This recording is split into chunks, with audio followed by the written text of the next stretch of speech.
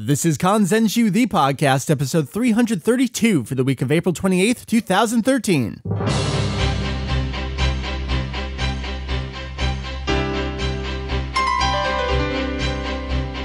What up, boss? Hey, welcome to Kanzenshuu, the podcast, an extension of the all-encompassing Dragon Ball fan site, Kanzenshuu. We cover anything and everything Dragon Ball in hopes of enlightening and a little bit of entertaining. Once again, it is ye olden VegettoEX takeover episode.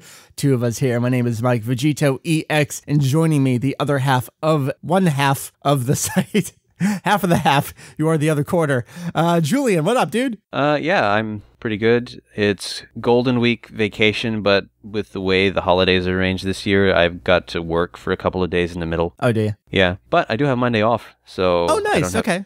So a later recording time isn't too bad for you. Well, I still have to get up in the morning because we're going to visit my wife's grandmother, and we're going to have crab with my father-in-law in Namba. Oh, nice. And Elena's very excited about that. She loves crab. Very nice. Yes. So, man, how you doing? Not bad, not bad. I'm feeling pretty good. I got all those translations kind of looming over my shoulder, but I've decided I'm not going to worry about them until I got some time to do something about them. Yes, that's the way to handle it. Is if you can't do anything about it, just let it slide. It's all good. You're good. I mean, I've got the main stuff. I mean, we ought to hit the official movie guide and the theatrical program, and there's all those other interviews, but hey, we'll get to them. In due time. Julian, you're kind of going to lead this episode a little bit here, too. We are going to do a follow-up to a prior episode, back on episode 324 of our show here, which actually isn't all that long ago, but I suppose that was a couple months ago.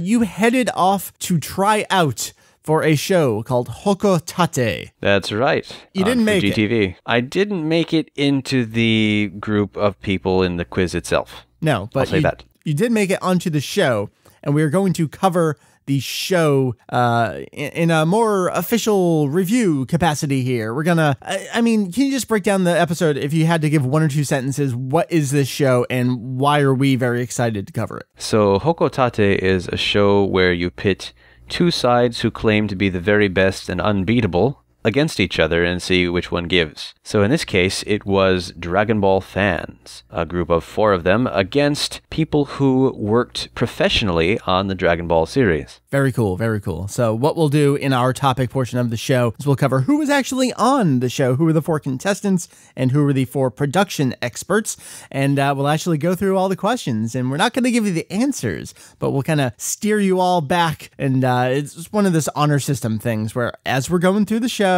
write down your answers and then come back to us and we'll compare notes and see how we all did. So that's what you can look forward to as our topic, a review of the show and a cruise through all the questions. Julian, it's been a rather light week, but we do have a couple good news stories to go through. We've got our topic, and we actually have a bunch of good questions from fans as well, listeners of the show, visitors of the website. So I say we jump right in. All right. First story this week was one that really came out of nowhere. None of us anticipated something like this. We never expected this to happen. And that's Dragon Ball Z for Kinect came to Xbox Live Games on Demand. Now, the reason we weren't expecting anything like this is because digital distribution for Dragon Ball games has really been laughable. There have been a couple demos that have made their way to things like Xbox Live and PlayStation Network, and even the Minna no Nintendo channel over in Japan. Dragon Ball DS got a demo over on that service, but that's really been it. There were a couple games I think that went up back when Atari still had the sub-license. I'm rather certain that Shin Budokai 2, Another Road, was available for download on PSN, but that was taken down after the license reverted back to Namco Bandai. But other than those kind of little things here and there, that's been it for digital distribution. You had to buy the physical product, but DBZ for Kinect is available as of this past week on Xbox Live Games on Demand, $24.99. It's going to run you 3.25 gigs on your hard drive. Thing is, the game is just under $19 on Amazon right now, so it's still cheaper to buy the physical version of it, or you could just not buy it, and that would be totally okay too. Okay. That's all I got on that one for you.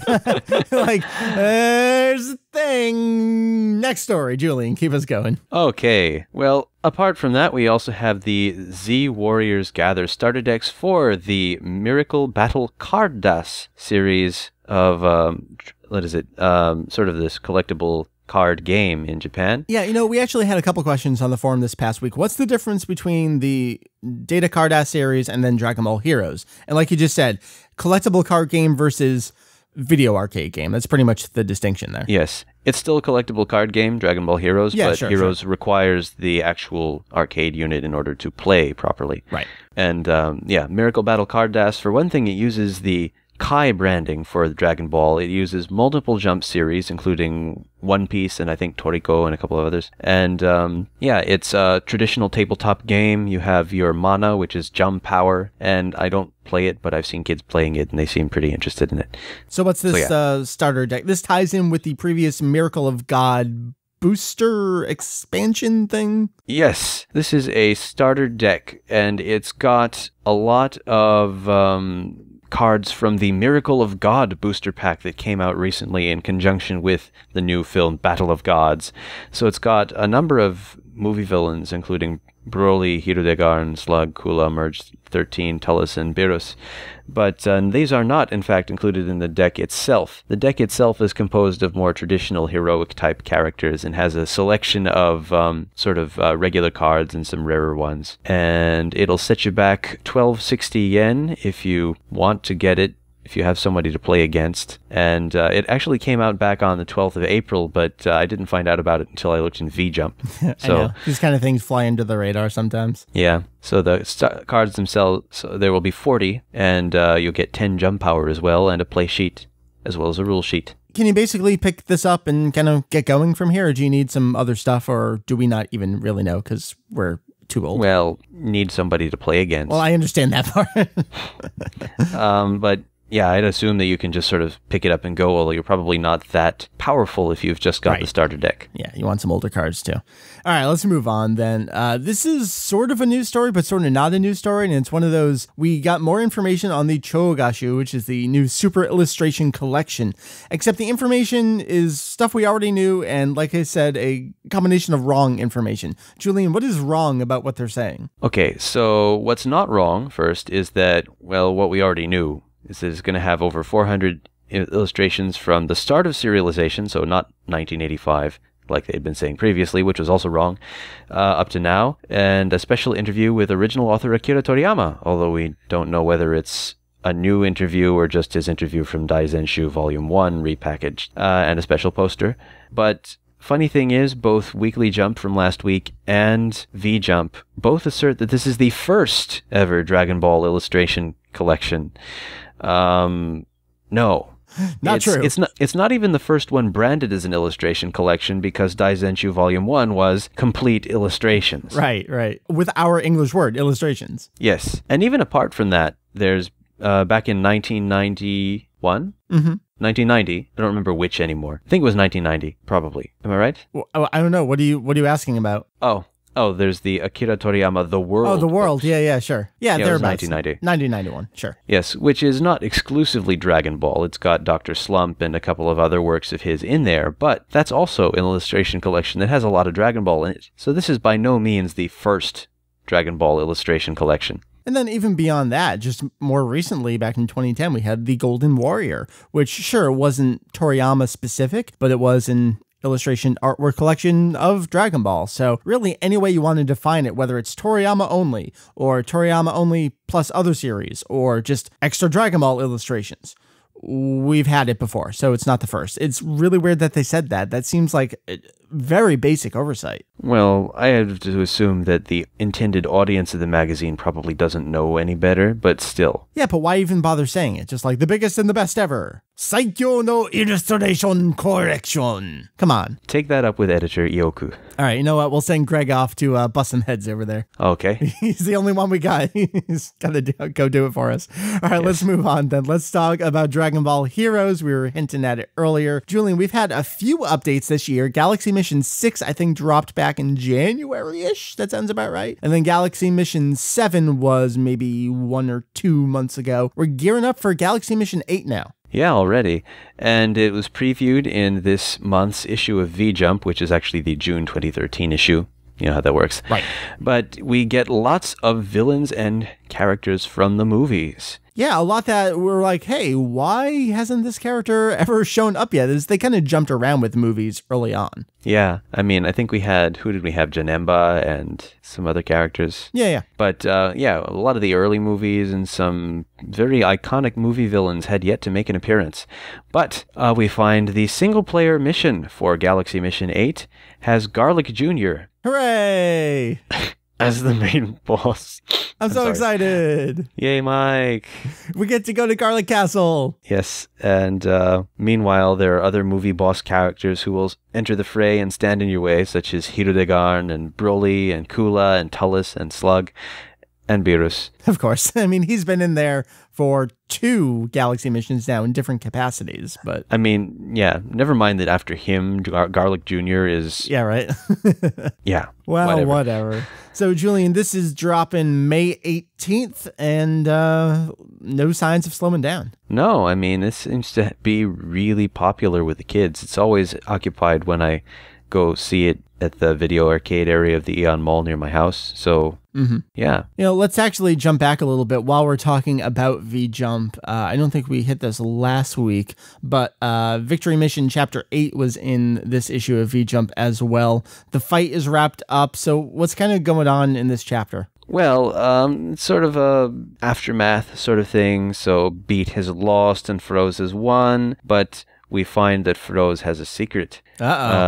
So, well, first off, Note and that other girl whose name I've already forgotten if it was ever given in the first place, Right, sort of comment on how Froze is a machine with no emotions, but Beat saw him smile, so he knows that's not true. But the 2 girls end up challenging each other to a duel, and they fight against each other until their arena goes black, and it turns out their machine has been unplugged by Froze, who tripped over the plug when he was pushed around by these bullies making fun of his devotion to his cards. Can I play Froze? Okay. Okay, he says, shit, cards is not garbage. Yes.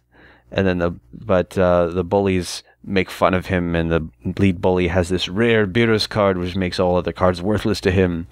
But the heroes intervene and decide to wipe the floor with the bullies in real life, where they're not so powerful. Beat gives Froze his cards back and saying he now understands why he couldn't win. And then Froze's parents show up, also speaking English, and Froze departs. So, Julian, this was only, 5 pages? This time around? Okay. So if you don't know, this is this ongoing promotional, very small manga that's in V-Jump each month, really tied in with Dragon Ball Heroes, showing you some strategies and upcoming things. The author is Toyotaro, who we don't know anything about. Pretty sure it's Toyable from Dragon Ball AF, but no confirmation on that. This was a very, very different chapter because Toyotaro is pulling in almost these real life emotions and things that children have to deal with, like being so dedicated to their card games and looking like crazy otaku children and being bullied by people. This does not resonate with me at all in any way as an adult now. Yes, but it's sad. And I guess bullying is a fact of life for many children. Yes. So I guess this is showing a kind of message that you can make friends and everything will be better as long as you are true to yourself and your cards. And you believe in the power of cards, I guess? I guess. It's so shonen. All right, let's leave Heroes behind. Let's talk about another game. Well, nope, this is more Heroes. Dragon Ball Heroes Ultimate Mission on the Japanese Nintendo 3DS. This would have been its 8th week on the charts, were it not for the fact that it finally fell off the charts. It debuted really, really nicely. It took a dip, then Battle of Gods came out, then it went right back up, but it has fallen off of both the Media Create and the Famitsu sales lists for its 8th week, which would have been April 15th to April 21st. So we don't have any more exact figures. We do know it has passed 160,000 copies. And I think at this point, we can expect it to no longer show up again because, well, that's how game sales work. So it's more of this non-news than real news, but I think it was worth tossing out there to say, hey, did well, and we're probably done for now. Now, Julian, we have one last news story. This is going over to Battle of Gods. Our buddy Derek passed this our way. A little statement that we all totally overlooked, and as we read it, we were very, very careful in talking about this. Yes. And you know how the internet goes, but we'll get to that. So can you break down where the statement came from, who said it, and why we were careful about our interpretation? Yes. So this statement was made on the 29th of March, the day before the movie came out. It was made on the official website of the background music composer for Battle of Gods, Norihito Sumitomo. And what he said, want me to do this in English? Yeah, why don't you Japanese? actually read it in Japanese first, and then we can break down why it's translated the way it is. OK。さあ、いよいよドラゴンボール Z 神と神の公開です。子供たちはもちろん、お供も十分楽しめる内容。世界40カ国以上で上映される、まさに地球的規模な作品です。ぜひ映画館に足を運びください。決して公開はしません。サントラをよろしく。All right, so why don't I read your English translation here, and then you can kind of tell me why I'm pausing in these strange places. Okay. It says, at last, it's the opening of Dragon Ball Z, Kami to Kami, Battle of Gods. The content has plenty to enjoy for children, of course, but even adults as well. It is truly a global scale work, which will be shown in 40 plus countries around the world.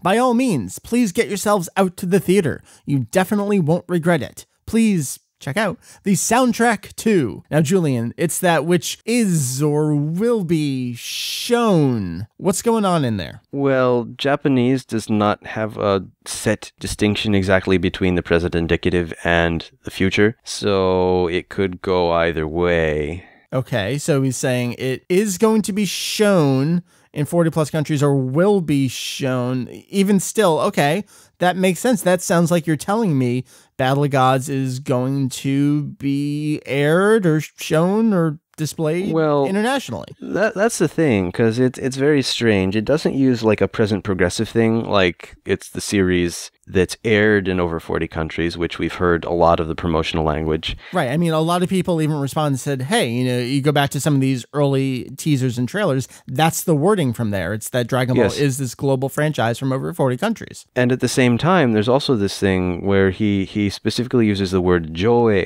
instead of hoe, so joe means to show in theaters and hoe means to air on TV. Okay. So he's specifically using the word for being shown in theaters. Of course, like you said, it's very, very close to the promotional language to the film that's appeared in the trailers and such.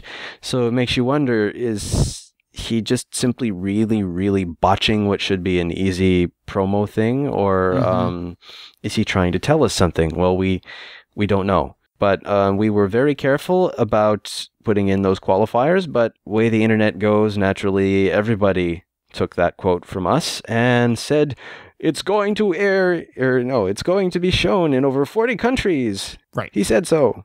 Not what we said, not what he said, but lol's internet. So now we're one of those people where you, just like you were tracking down prior rumors, people can track back this rumor to us and at least say, hey, they had it right. They were careful. More hints at International Battle of Gods screenings? Right. All right, man. So that's going to wrap up the news this week. It was slow, but good. Good amount of material. Yes. Lots of clarification stuff. I'm okay with that. So why don't we transition here? Let's talk about your experience checking out Hoko Tate.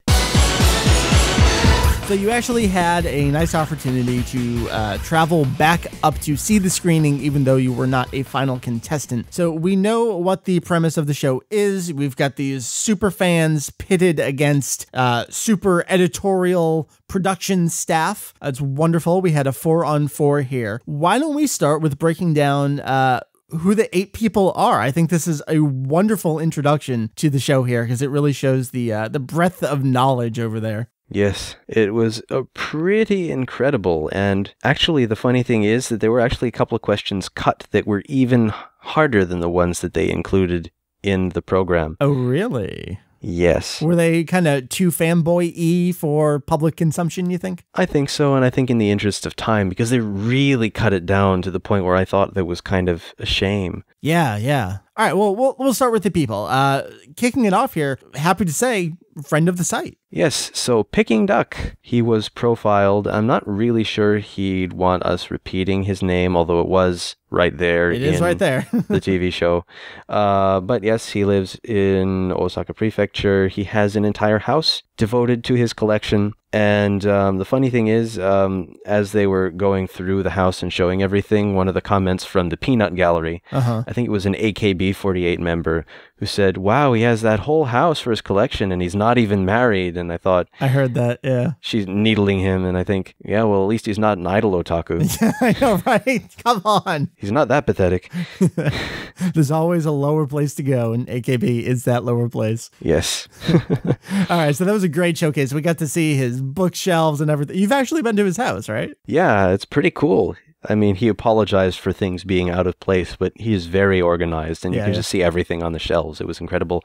He has recording scripts for the show and like DVDs and comics from lots of different countries, including the English version. Right. And I told him, if there's anything you need, I can get it for you, track it down. And I think one of our favorite pieces of his collection, and this is going to tie into some of the questions, is that he has every individual issue of Weekly Jump that Dragon Ball debuted in. Yes. So we've already had a little bit of the results of that research on the site with the title pages of chapters, 12 and 18, which were previously rather confused. So we got that information from him, courtesy of his collection, and we hope to have more of that in the future. But he's been very, very busy recently with his work, so I haven't really had a chance to really, sit down and tell him, I'd like you to look at this for me. To work for us. All right, we'll move on. So we've got 38-year-old, he's the oldest of the bunch, and then we move on to the youngest of the bunch. Yes, so Kenshin Hattori, age 15, a junior high schooler. Yep. He's a pretty hardcore fan, and, he's from this generation, sort of the interregnum, as it were, but yet he is a major fan who's read the entire comics, who knows a huge amount of it. In fact, he got second place in the written test, and one of the shots was him sort of reciting this entire scene from the comics with sound effects to his very uninterested class. And also acting it out at the same time, like the places of the punches and everything. So, yeah. Yes, so he has this all in his head. Very nice, very nice. And next up, we have Daichi Shiraishi, age 31, who's placed first in the written test. Oh, all right. Yes, and he was pretty intense as well in there. And finally, we have Yoshihiko Maruyama, age 30, who I believe has some very young children. Yes. Were these shots from his wedding that we saw in the episode here? I believe so, yeah. Yeah. So his wife is sort of ambivalent about it, but obviously his fandom shows through and he loves his kid. So we've got basically our age contemporaries and even a younger one in there. So that was really nice to see. Yeah. And up against them, we have the pros. Oh, geez. Love these guys. So good. So we have Tadayoshi Yamamuro. If you're listening to us, you know that name. You know this guy. Yes. Character designer and animation supervisor, who handled a lot of the later part of Dragon Ball Z in conjunction with Katsuyoshi Nakatsuru, as well as on his own for, I think, Dragon Ball Z Movie 8 onwards, doing all the character designs. And of course, Battle of Gods. Yes, of course, as well, not as character designs, but as the animation supervisor, of course. Yep. Yes, he tried doing character designs, but Toriyama shut him down. Right. All right, we got 3 other great guys, though. Yes. So next up, a name you might not have heard, but whose work you definitely have. Hidenori Arai, age 54, and his badass mustache. Oh, yeah. He did all the sound effects for the series by himself. He's sort of, if you were into Star Wars, you may have heard the name Ben Burt. Well, this is the Dragon Ball equivalent. So the sound effect that they showcased in the show itself was the Ozaru scream, was him yelling into like an oil drum or a steel drum. That was kind of cool. And next up, Fuyuto Takeda, age 51, bigwig at Shueisha. He was Toriyama's 3rd editor, coming in late Cell Games and staying on through the end of the series. He is sort of a person who has a reputation for being more laid back than Toriyama's earlier editors, but he still knows his stuff, and he is intimately acquainted with the series. Definitely. And finally, we have Akio Ioku, age 43, the youngest of the bunch. He is the editor-in-chief of V-Jump and Saikyo Jump, but he is also a serious fan. I mean, if not, he wouldn't have the job that he has, right? That's right. I mean, V-Jump, Dragon Ball never was published in other than Victory Mission right now, but obviously always right there with the series promoting the games and other merchandise tie-ins. And now, of course, Dragon Ball SD is running in Saikyo Jump courtesy of Naho Oishi. So much familiarity, of course, as you said. Yes.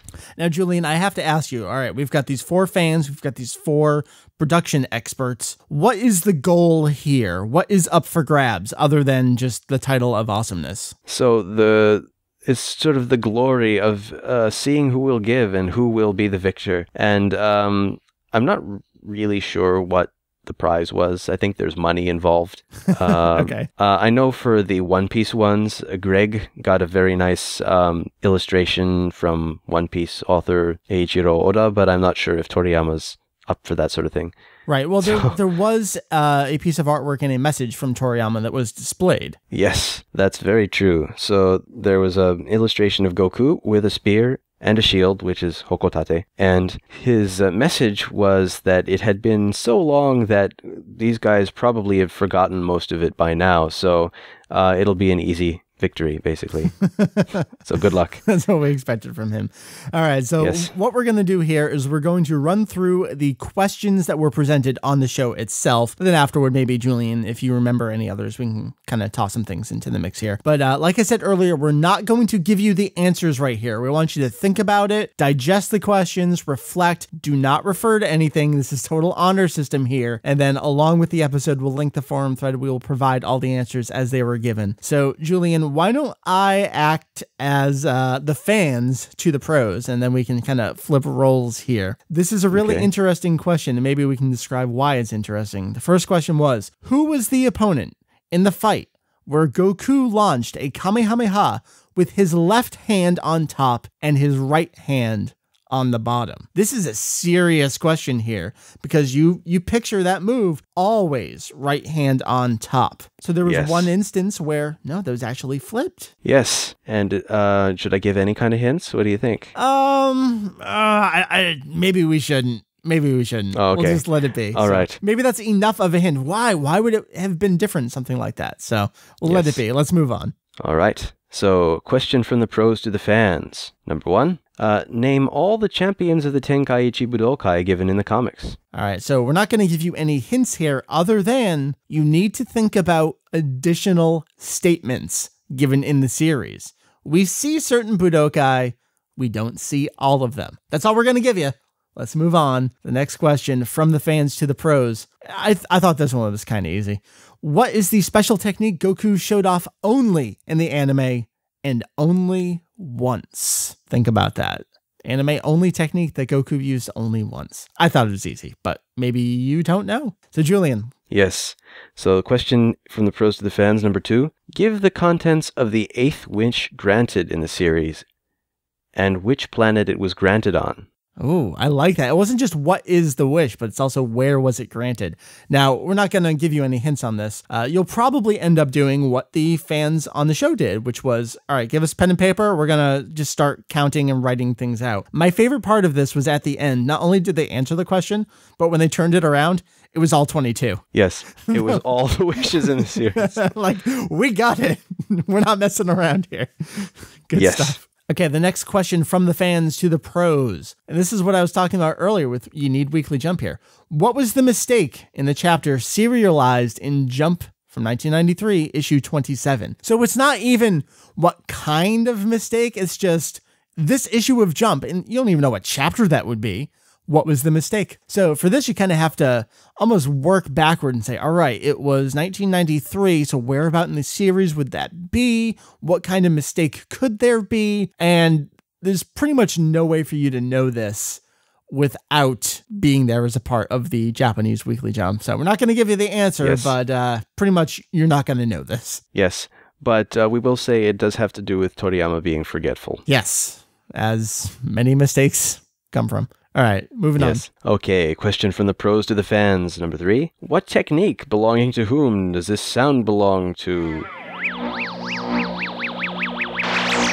If you don't know this, you have not seen the series. Come on now. Come on now. That was a good one. All right, moving on. Next question from the fans to the pros. Name all the characters in the comics who called Kintoon and the number of times that they called it. This is hardcore question here, man. Yeah, and I'm also blanking on the answer right now, so hold on.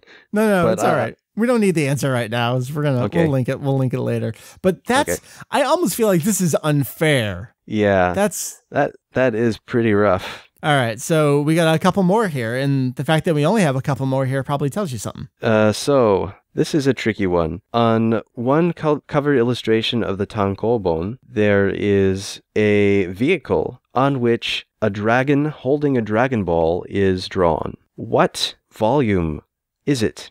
And how many stars are on the Dragon Ball? What star ball is it? And remember, you can't look this up. You have to picture in your head and try to come up with this answer. All right, so the last question here, and that's weird because we should have another question after this, but we don't. From the fans to the pros, give the name of Satan's longest technique, which secured his victory. So longest technique, we are not talking about, well, maybe we are talking about length of time, but is the name of the technique. That's probably enough of a hint for you there.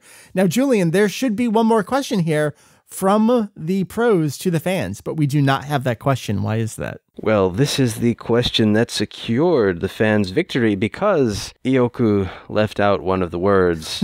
So the pros did not have a chance to answer again. Right. However, I will say that there are rounds in between where it was a draw constantly. All right. They left out for the interest of time. Some of the questions that you did not hear are, for example, a card that has Bulma at 4 different points in the series. Please give her age at each part. Okay, so you got to do math on that one. Yes. And another one. In the 2008 special, Os Kaete Kita Son Goku to Nakama Tachi, there is a very brief cameo by an alien from another Toriyama work. Uh-huh. What Toriyama work was it? So we'll leave that off. We'll provide the answers to these as well in the forum thread.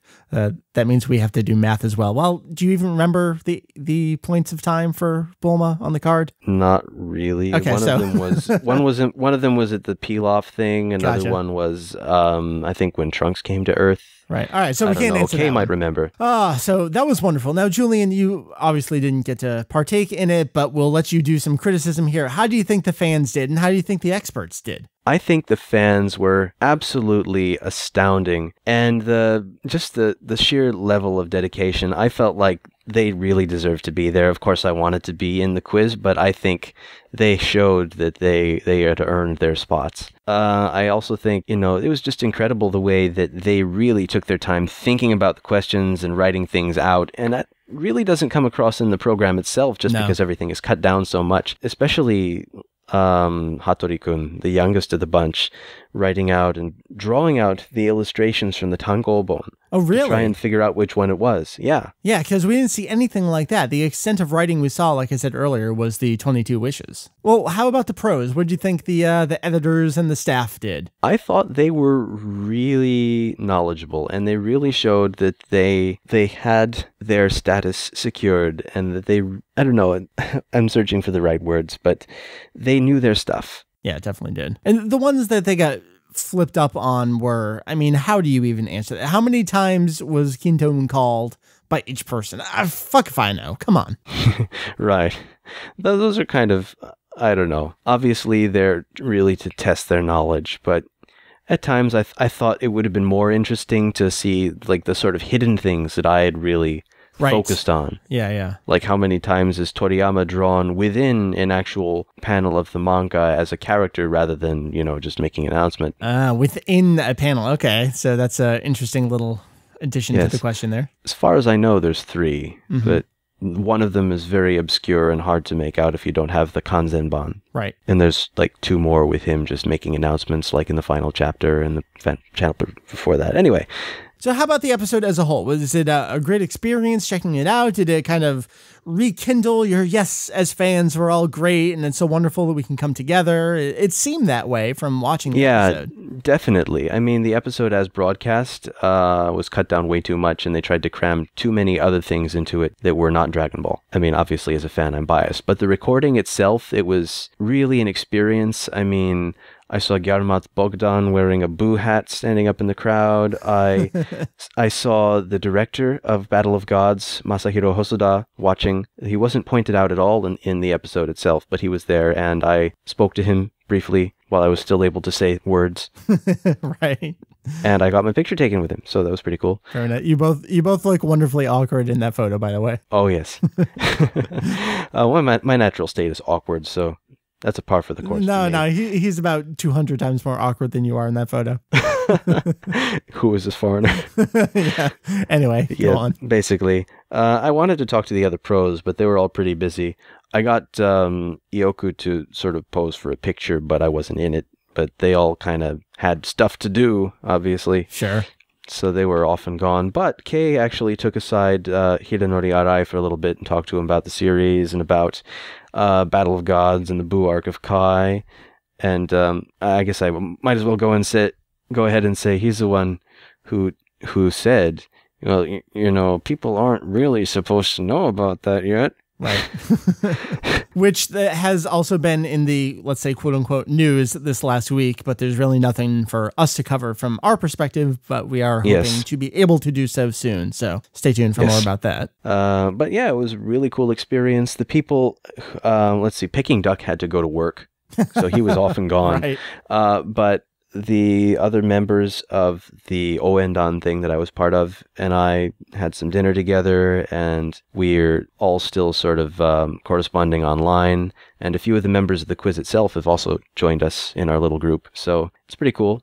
I think we're all hoping for another chance to do this. Yes. I mean, I'm not looking forward to the media deluge that might accompany another film, but the other perks would be nice. Yeah. Well, that sounds great. I'm really glad you got a chance to go check it out again, and just being able to meet Hosoda and other folks. I mean, Tadayoshi Yamamura was there in front of you. Come on now. Yeah, that was pretty cool. And not Dragon Ball related, but I also met I forget if he's the current editor of One Piece, but Jean-Baptiste Akira Hattori, the amazingly handsome editor. I think I've seen pictures. I was at a loss for words. I wanted to introduce myself, but the words wouldn't come out. Yeah. He's so dreamy. Listen to you. All right, man. Do you have any final thoughts on the episode? Great experience. Absolutely. Would do it again. Maybe I'll even get in the quiz next time. I don't know. A++ would do business again. Exactly. So we're going to leave that behind. Along with this episode, click through the links that we provide in the show notes. You'll get the answers to the questions that we talked about here, and at least one of the bonus extra questions that Julian mentioned. Wonderful. Thanks, man. No problem. All right, before we wrap up the episode, speaking of questions, we have a couple that some of you tossed out to us that we want to keep on top of, really. The first thing comes to us from Twitter, from Metal Gear Pyro, and he says, have you ever played DBZ Hyperdimension? Also, what's your opinion on Gohan Angers? Hyperdimension. Yes, of course I played it. Come on, I'm old. I play games. I have said it before. I think Hyperdimension's a little bit overrated of a game, but it does do some pretty amazing things. The sprites are amazingly detailed for a Super Famicom game, good selection of stages, and I think the way it handles power and life bars and stuff is a little bit forward thinking for the franchise, especially at that time of fighting games. I enjoyed it. I own it. I'm glad to own it. Good game. Gohan Angers. I'm thinking that this is either the title of an episode in Funimation's English dub or the name of a song from the Falconer production score of the English dub, neither of which I could tell you anything about. Apparently it's a piece of music. Okay, so it's sort of right. This sounds like it's probably Falconer's score. Okay, so yeah, none of us would know it. Well, can't answer your question. Sorry. All right. Next one here. Dan. Hi there, Mike, Mary, Julian, Jeff, anyone that have missed out. Jeff hasn't been here for a while, but the reason I mentioned Jeff, I'm a fairly long-term listener of the podcast, back from the middle of the manga review of awesomeness. One question I would like to ask is, do you think that any of the Kanzenshuu, apart from number 1, will ever see an English translation? As I can't read Japanese. Also, has the Viz translation ever been released in the UK, where I'm from? Many thanks, guys, and may the site be forever full of new content. Now, Julian, I think we mentioned this somewhat recently with the release of the Chosenshuu. A Daizenshuu translation at this point in time is far more unlikely than perhaps an adaptation, maybe not even of the Kanzenshuu, unfortunately, but maybe the Chogashuu. Yes. So the fact is, these are very text-intensive books, and they would require a lot of devotion to put out in English. And, you know, between Jake and myself, we've done a lot of translations out of the Daizenshuu, but there's still a lot that's in there. And, you know, these people get paid for their work. So right, I mean, that would be a lot of money. It's an overwhelming amount of translation and layout work, and we're not even sure, as seen by some of the comparisons of the material in the Kanzenshuu, if master pages of the Daizenshuu even exist anymore to go back to. Seems like there would have to be quite a bit of digital painting over to work on those books where they're going to be international releases. So I think you're kind of out of luck on those right now. In terms of an international release of Viz's English translation, I don't think it was formally released in the UK. So if you are looking to pick that up, you're probably going to be importing at this point. But if you have various options, you got the Shonen Jump size, you got the Viz Bigs, you've got those cheaper 3-in-1s that start coming out, I think in June. So we're not too far off from those. So you got some options, but it's just that, options. You don't have an easy one. Yeah. So can I take the next one? Because I have an answer. Okay, sure. So Stride Gum writes us to say, by the way, it's not bad as a gum. Anyway, I only have one question. There's a rumor that Toriyama initially wanted Bulma and Goku to be together. Is that true? Julian, this is the kind of question where it's, I heard a rumor. Did you read it on Dragon Ball Wiki? Yeah, but done. Yes. But I don't know about Toriyama. The things I've read, and I've read a lot of his own statements. You sure have. He's never said anything like that. Yeah. But Masako Nozawa apparently felt that Bulma and Goku should be together initially. And then, well, Bulma got with Yamcha for a while, and okay, then if not Bulma and Goku, then it should be Bulma and Yamcha. And then Bulma got together with Vegeta, and everybody, including Masako Nozawa, was going, what? Right. So, not Toriyama himself, but Goku's voice, and in a way, almost Goku himself, by that logic. Masako Nozawa sort of wanted them to be together at first. Well, there you go. Maybe that's some source for this, but no statement from Toriyama, anything like that. Anytime you read Akira Toriyama wanted to ... probably just toss it out the window. Or come to us and we'll answer for you. So that works too. All right. Yeah, there you go. Let's do one more here from Duo Pierce. I think tried getting this in last episode, but just missed our cutoff from when we recorded. Dear hosts whom have yet to be revealed. Well, it's Julian and I. That's who you got right now. Among the entire cast of Dragon Ball characters, who do you consider to be the most underused in the story? Many cite the human characters on this subject, but I'd like to hear a good explanation as to why and how said character could have been used differently to a greater effect. Conversely, who do you think was used to the greatest possible effect? Also, which of the movies do you think has the best soundtrack, best wishes, and much love? I'm going to start at the end here and talk about something that we didn't mention in the early stuff of the episode. I think DBZ Movie 1 has some amazing music, which was put to great use this last week from some wonderful Latin American fans with a music video and a song. Did you watch, Julian? Yes, I watched it, and it it's interesting. It's kind of the greatest thing ever. Yes. So Kay translated a little bit of this in chat between me and some of the other Hoko Tate people. Oh, really? And saying, well, so, you know, gotta sing and dance. This is cumbia, which is, I guess, like a kind of music that's supposed to get you moving and excited. Off and about, okay, yeah. Cumbia? What is it? Yes. And there's also a part at the end where they say they want to gather the Dragon Balls and ask the dragon if Mario Castañeda is going to be in the new movie. Right. He's the Latin American Spanish voice of Goku, who was banished from Dragon Ball Kai because apparently they didn't have enough money to have him in the cast. Yes, we've talked about the fans revolt. were very upset. So pitchforks. Just going with that, as in terms of movie music, movie 1 has some great stuff, and the piece here, I forget the M number already, but it's do do do do do do do do. Dun, yes. Dun, dun, dun. Okay. Wonderful, wonderful music. So, Julian, your favorite movie music? I'm going to go with movie 3, to be honest. All right. And is it because of... Dun, dun, dun. No. Actually, it's not that piece. There's a one with trumpets, and then there's a reprise with a female voice singing. But it's the one... Dun, dun, dun, dun, dun. Dun, dun, dun. Oh, yes, that's that one. Yes, wonderful. I always really like that one. Let's go back to the earlier questions then. An underused character. Who do you think was underused? Underused? Well, I thought, especially in the early Dragon Ball, they used characters fairly well. I agree. They brought back some of the characters from the Budokai, if only to be killed by Piccolo's henchmen, Sure, yeah. and the shapeshifters had some role to play and that sort of thing. I think in Dragon Ball Z, they kind of fell by the wayside. I thought sort of Chaozu's telekinetic powers were sort of forgotten. I thought the characters who died and went to Kaiosama's planet to train kind of, well, except for Piccolo, they never really got to show off the results of that training. Yeah, I mean, the classic answers are always Yamcha and Tenshin Han, and throw Chaozu in there too. I also think that some of the human characters from earlier on, especially, I think the repercussions of the Red Ribbon arc, you had the mad scientist who didn't actually exist in the story at that point,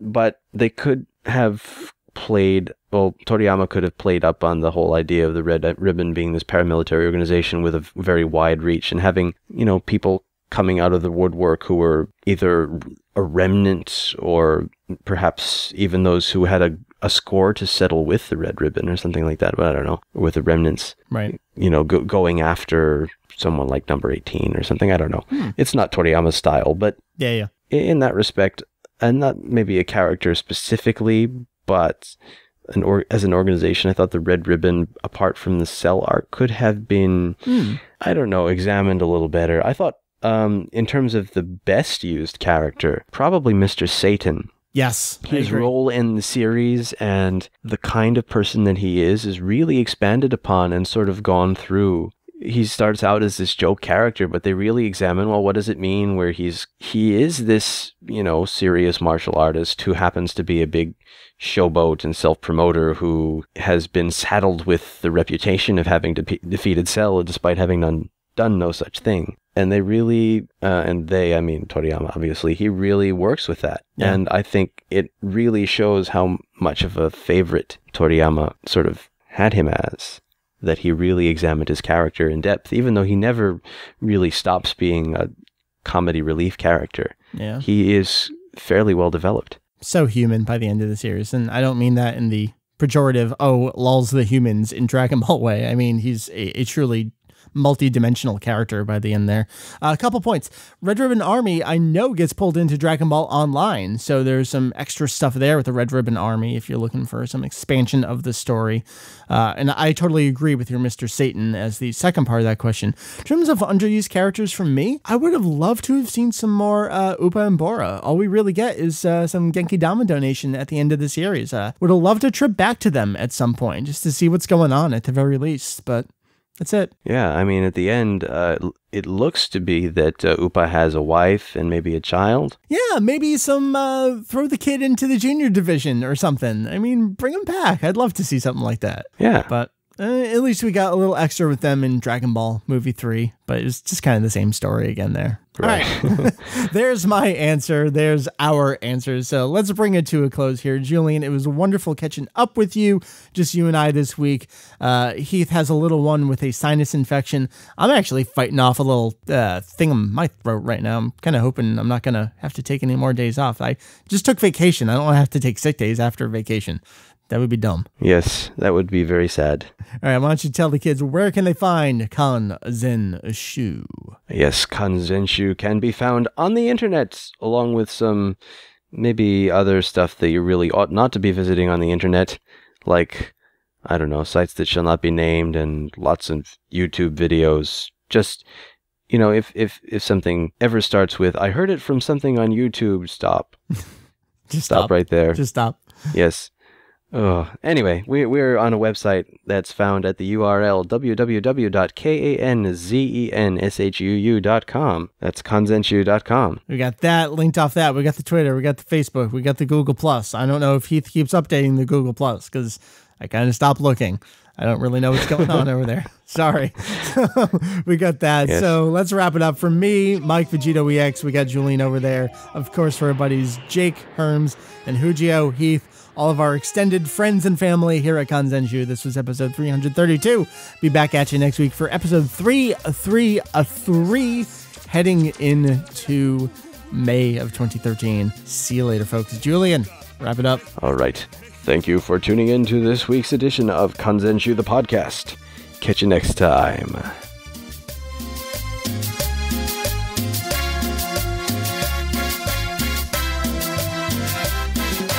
Ven a bailar este ritmo bien alegre que va a incrementar tu ki. Es la cumbia de Goku, de nosotros para ti. Kamehameha, cumbia jameja. Haz la fusión, juntemos las esferas y pidamos la Shenlong que hace a Mario Castañeda quien doble el peliculón. Kamehameha, cumbia jameja.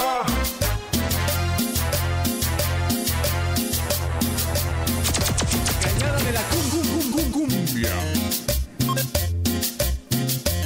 Vamos a bailar esta cumbia bien sabrosa.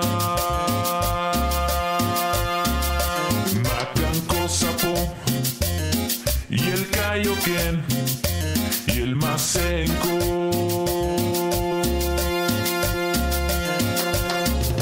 Y arriba las manos, porque viene el paso de la Genki Dama.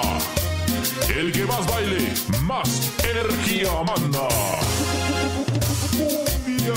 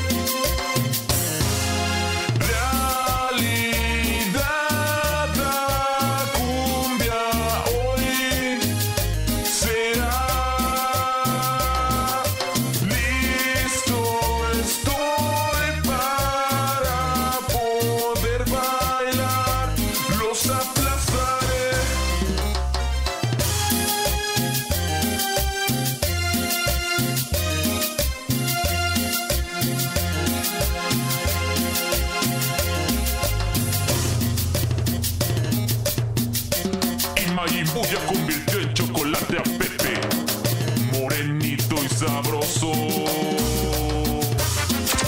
Cañada de la cumbia.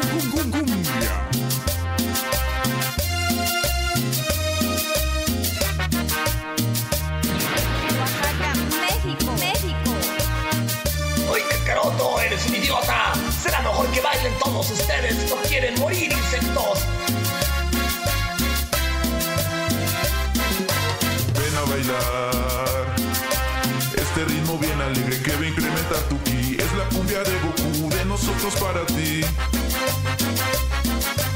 Kamehameha, cumbia jameja. Haz la fusión, juntemos las esferas y pidamos la Shenlong que hace a Mario Castañeda quien doble el peliculón.